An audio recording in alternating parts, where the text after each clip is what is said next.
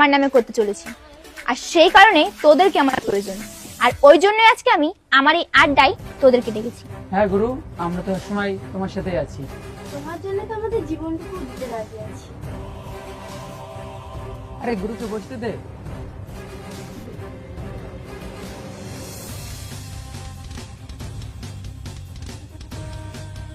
এনে প্যাকেটটা ধরা।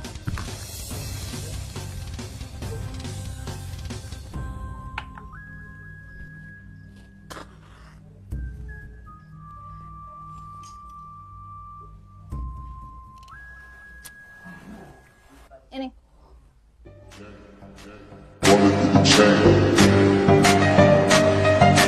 এখানে বসে থেকে কোনো লাভ নেই। হ্যাঁ চলো চ চলো। কাজে চ।